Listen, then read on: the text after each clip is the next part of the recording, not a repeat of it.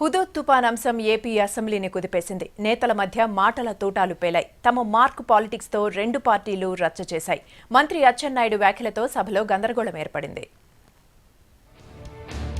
AP assembly సమావేశాలు వాడివేడిగా జరిగాయి. ప్రశ్నోత్తరాల టైంలో సభ సాఫీగానే జరిగిన తర్వాత అధికార విపక్ష నేతల మధ్య మాటల తూటాలు పేలాయి. హుదూద్ తుఫాన్ పై చర్చ సమయంలో నేతలు సవాళ్లకు దిగారు. జగన్ పై అధికార పార్టీ విప్ రవికుమార్ చేసిన కామెంట్స్ తో రగడ మొదలైంది. పాపం చాలా వరకు తెలియకుండా ఆయన ఎంతటి కామెంట్స్ చేశారంటే బాధితుల్ని కుక్కలుగా అభివర్ణించారు. అధ్యక్ష, మీకు కుక్కల్లా కనిపిస్తున్నారా అని అడుగుతా ఉన్నాను.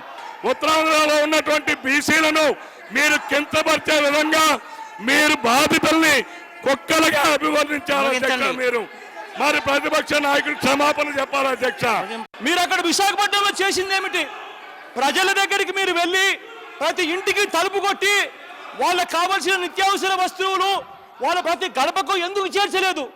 ఎందుకు మీరు లారీని పంపించి విసిరేశారు? మీ దృష్టిలో ప్రజలు ఎలా ఉన్నారో చెప్పి మిమ్మల్ని అడుగుతా ఉన్నా నేను. మీరు చేసింది ఇది ఎక్కడ? సభ్య సమాజం సిగ్గుపడేలా ప్రవర్తించింది మీరు. ఇద్దరి కామెంట్స్ తో సభలో చాలాసేపు ఘర్షణ వాతావరణం నెలకొంది. దీంతో సభను గంటసేపు వాయిదా వేశారు డిప్యూటీ స్పీకర్. అదే టైంలో రెండు పార్టీలకు చెందిన రామకృష్ణ, కొడాలి నాని పోడియం ముందు నెట్టుకునేందుకు ప్రయత్నించారు. వాయిదా తర్వాత సభ మొదలైన అదే పరిస్థితి. ఈసారి మంత్రి అచ్చెన్నాయుడు జగన్ పై కామెంట్ చేయడంతో సభ రచ్చరచ్చయింది. ఒక ప్రతిపక్ష నాయకుడు ఈవేళ అసెంబ్లీలో ఉన్నారు. అధ్యక్ష, అసెంబ్లీలో ఉండి ఈ రోజు ముద్దాయిగా 11 ఛార్జ్ షీట్లో ముద్దాయిగా ఉండి ఈ రోజు కోర్టుకి హాజరు కావాలి.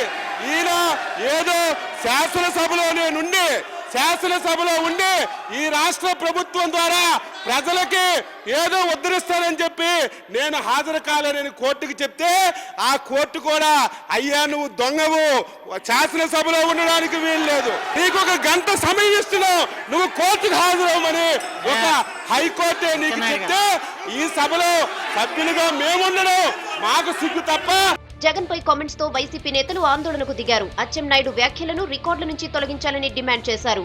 అయితే అసభ్యకర వ్యాఖ్యలు ఉంటే పరిశీలించి తొలగిస్తామని హామీ ఇచ్చారు డిప్యూటీ స్పీకర్. దీంతో వైసీపీ సభ్యులు శాంతించారు.